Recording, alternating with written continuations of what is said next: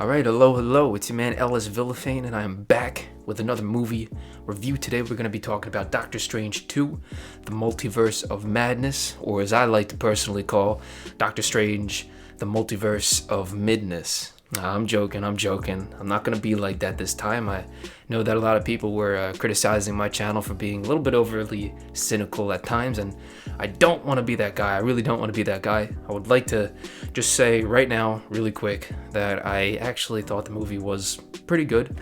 I think it was a solid Marvel movie, and I didn't really have any issues with it. There are some problems that I feel like it is creating for Marvel's future, and I'm going to get to that a little later in the video, but I'm just going to start off with some things that I liked.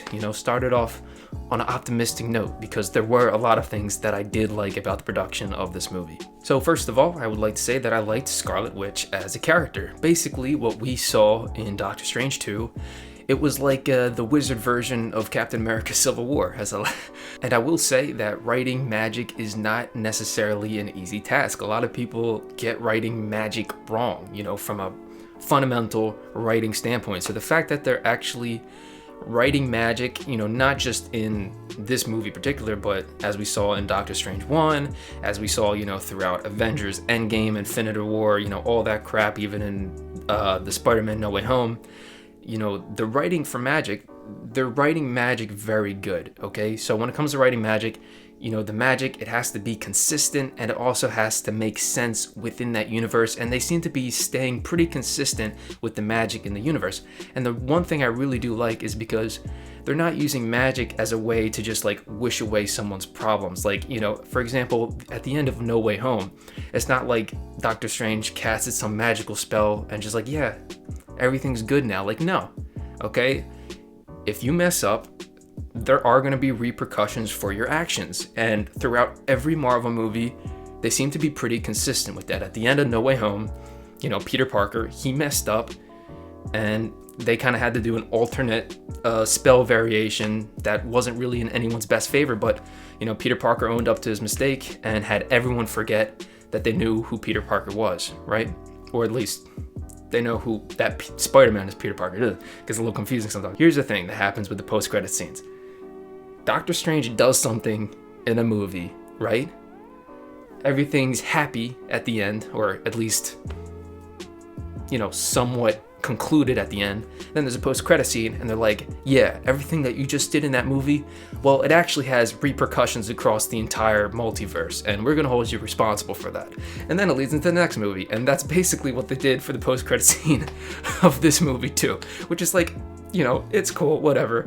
I don't got an issue with it. It is what it is, right? We got a big expanding universe. The multiverse is now part of Marvel, so it's whatever. Just go all in on it. I'm totally down for that. But going back to what I said, I really like how they're consistent with the usage of magic, and whenever they do something that's unconventional or untraditional, they are held responsible for that. The characters in the universe are held responsible for that. For example, there are different types of magic. Whatever Doctor Strange uses is very different from the witchcraft that Scarlet Witch uses, which I like that dynamic. Additionally, when Doctor Strange, who is supposed to be the protagonist, ends up, he ends up dreamwalking to possess his own dead body in a different universe to fight Scarlet Witch.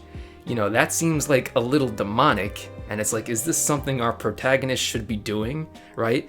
And instead of just, the narrative going along with it, no, there are repercussions. I think it was the Souls of the Damned is they let the audience and Doctor Strange know that what he's doing is unnatural, and he is going to be held responsible for that. And props to Sam Raimi's, awesome visuals and horror director instincts to make that a really awesome sequence. After all, Sam Raimi is the director of this movie. He is also the director of the original Spider-Man movies with Tobey Maguire, which is kind of why people were expecting Spider-Man is definitely going to be in this movie, but sadly he wasn't. And I'm going to talk about that a little bit more just down the line, because I don't want to get into the negative stuff yet. So, keeping the optimism, keeping the positivity. The magic writing is good, so I give Marvel a big thumbs up for that. Additionally, I thought the whole dream walking concept was pretty cool. I really liked how the Illuminati explained it to them in the first place, because you got Doctor Strange, you got the little girl who can travel through dimensions. Hate to say this, I forget her name. but I'm sure we're gonna see more of her down the line, right? I think that Danny Elfman's music was pretty awesome for that scene, because usually when it comes to big budget like superhero movies, like sometimes the soundtrack gets a little whitewashed at times, and it's like, meh. But I remember that was a pretty interesting scene that I do specifically remember, when I was at the theater.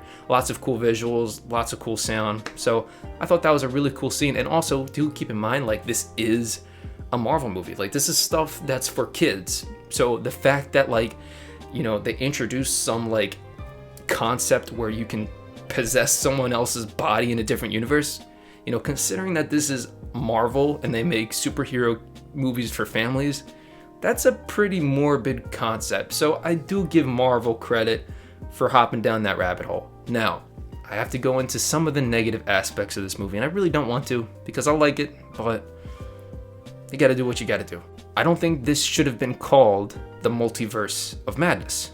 If I'm gonna be 100% honest, I think it should have been called, like, the introduction to the multiverse, or, just into the multiverse, like straight up into the Spider-Verse, just like into the multiverse. I think that would have been a good title. Just into the multiverse. Because yeah, there was a lot of crazy stuff that did happen. But I mean, for a good chunk of like the first act, it was like, yeah, you went to this new universe, and it was like, yeah, we walk on red now instead of green, and pizza balls exist. Wow, that's Multiverse of Madness. So mad and crazy, right? And the thing is, yeah, I get it. Like, they didn't explore a lot of it yet, right? I think that the girl even said, like, there's 72 universes that she's explored, 73, including the one that she was in right now with Doctor Strange. So yeah, there's still a lot more to the universe, but the whole point of storytelling is that you want to show and not tell, okay?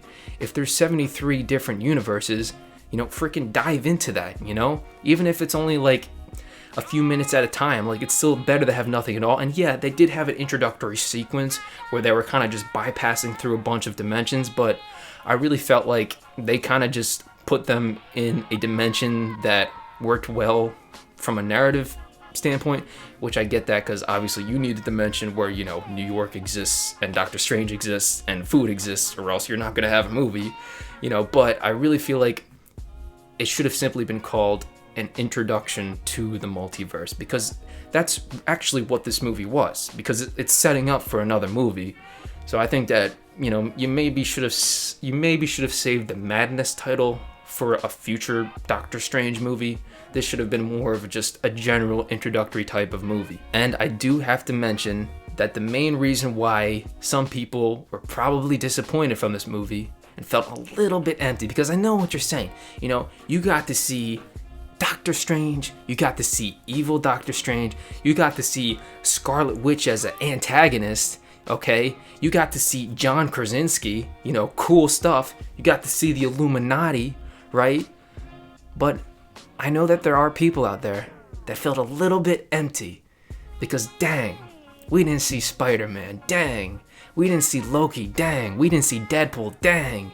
I really wish that they threw maybe evil Iron Man as Tom Cruise in there, right? That would have been some crazy stuff, but no. We didn't see any of that. However, we did see a lot. We saw the Illuminati, we saw Professor X, John Krasinski returning as Reeves, right? Still pretty cool stuff. However, we already knew this. And the reason why we felt empty was because we were slightly betrayed by the marketing behind the movie, okay? In the marketing, all right, you knew that Scarlet Witch was going to cause problems. You could just tell by the tone in her voice, right? Additionally, you saw evil or Darkhold Doctor Strange in the trailer. Things just got out of hand, right? You saw that in the trailer. Additionally, you saw Patrick Stewart in the trailer. You saw the Illuminati in the trailer, right? So, our heads are still in like No Way Home type of, mode, right? Because we saw the trailer for No Way Home, right? And we're like, oh, they're not showing us everything. Oh, there's definitely another Spider-Man there, but they cropped it out, right? So we're analyzing the marketing, like we're thinking, what's gonna be the wild card in this movie, right? But no, this was not a No Way Home scenario. Everything we saw in the trailer was what we ended up seeing in the movie. The only wild card was John Krasinski, And as much as I love the dude, that's kind of anticlimactic when people were really, thinking of maybe a Loki cameo or, an Iron Man cameo of some sort. So that kind of sucks that they reveal so much in the trailers, because I do give them kudos in No Way Home for actually keeping most of it a secret, because we all knew that maybe Tobey Maguire was going to make an appearance. We all knew that maybe Andrew Garfield was going to make an appearance. But when we actually saw them come up on screen, it was like an out of world experience. Like, everyone was just so hype. It was crazy, right? And not only that, but they met and interacted with one another, which was just dope. However, we didn't see any of that in this movie. Everything that they showed in the trailer was what we ended up seeing, which raises the question, is that ethical? Should we really expect more from what we are shown in the trailer? Because they did show us everything we were expecting. So, it really raises the question, are we selfish for wanting to see, a wild card for every single Marvel movie? Are we selfish for wanting to see some crazy cameo? Or should we just be happy with what the marketing material presents to us? And I would say, it's ethical and it's not ethical at the same time, because, like I said, for No Way Home, they were clearly hiding things. But for this one, we kind of thought they were hiding things like No Way Home, but they weren't. Everything that we saw in the trailer was just exactly what the movie was. And kind of the end post-credit scene, I feel like they kind of made fun of us for thinking so much stuff, because come on, we were all waiting for some crazy thing to happen, right? All of us waiting for all the credits to go by for the second post-credit sequence, and then it's just the guy at the end, and he's like, it's over. There's no Spider-Man, you idiots. The movie's over, right? So I feel like it was kind of teasing us to some extent. I don't think that there's inherently a problem with franchise movies. However, we have to be very aware of what's going on right here, because right now what's happening with Marvel movies is very different from the films that initially sparked superhero type of movies. Like, we had Iron Man 1, we had Iron Man 2, we had Iron Man 3, Captain America, the First Avengers. These were like standalone films that you went to the theater to see, and you understood everyone who was in the movie. Like, okay, yeah, I saw the Captain America movie, so I understand. I saw the Hulk movie, so I understand, even though the Incredible Hulk movies technically aren't tied to the MCU, but you know what I'm talking about. You saw each of the characters' standalone films. However, we're getting to a point where, Scarlet Witch, she's set up in the movies, like, for us to already know who this character is. And I hate to say this, I don't want to sound disrespectful, but Scarlet Witch, she never had too much significance. I'm gonna sound like a dick. Not only did she not have a standalone movie, but she was never the center or highlight of a Marvel movie. It was, even Thanos said it himself. I hate to say it, but Thanos did say it. I don't even know who you are. Getting to the point now with the invention of Disney Plus, it's like, oh, you want to watch this movie and you want this movie to make sense? Well, you got to watch all the Disney Plus television shows, and then you got to watch all the Loki television shows on our Disney Plus streaming platform, and then you can go out to the movie and you'll understand the movie. And it's like, is that business model really what we want? Like, I don't know if it's right for us to be forced to watch like television shows on a streaming platform in order for us to understand, the next movie's coming out in the franchise. And do keep in mind, this is extremely smart from Disney's perspective, because then they're just getting people on the Disney Plus grind, you know what I'm saying? However, I do feel like that takes away from the movie experience, everything in a movie should speak for itself, and I truly believe that, because I know that I'm talking a lot about superhero movies right now, but to be quite honest with you, I am not really a huge superhero type of guy. I hate to say that. I remember watching the first Avengers movie, it just wasn't really my thing. More of a Christian Bale Batman guy. You know how it is. I just don't know if it's really ethical for them to force all these streaming shows down our throats in order for us to understand the next theatrical release coming out in the franchise. And like I said, that's freaking smart when it comes to Disney. However, with all these streaming platforms now taking over the freaking planet, it's like, why Disney now doesn't have much of an incentive to release good standalone theatrical releases that aren't already tied to something else. We could even go back to Spider-Man No Way Home and create a similar argument, because I freaking love No Way Home. Obviously, we knew who Tobey Maguire was, we know who Andrew, we know who all of them was. However, you know, in Tom Holland's Spider-Man movies, that was the third Tom Holland Spider-Man movie. So like, when you put it in comparison with the previous movies, what does that actually reveal about the Tom Holland Spider-Man trilogy? Does Spider-Man No Way Home really complement the first two movies in the trilogy?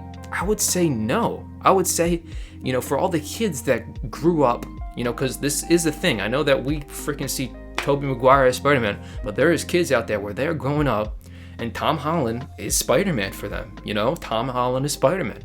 They're growing up, you know, they're watching Spider-Man Homecoming, they're watching Spider-Man Far From Home. They get to No Way Home, and those kids are probably thinking, who the heck are all these people? Who the heck is Doc Ock, right? And I know that might seem ridiculous, but that is probably a legit concern. You know, how is a movie like No Way Home going to hold up, you know, against time? Because we all love it for nostalgic purposes, but decades down the road, like, are kids even going to care about those previous movies, you know? So I think that's a serious concern. Are these movies genuinely good, or are these franchises really just playing with our nostalgia? But hey, that's just... No, seriously, thank you for watching. I know that I kind of said a lot, and that's mainly because this was not really a scripted video. My first Batman movie was unscripted, and that really did well. So I was just kind of going back to that format, seeing how you guys like it, seeing if this video gets any traction. If you liked the video, then give it a like, subscribe, and I hope that you had a nice freaking day. LS Villafane, baby. Follow me on Instagram.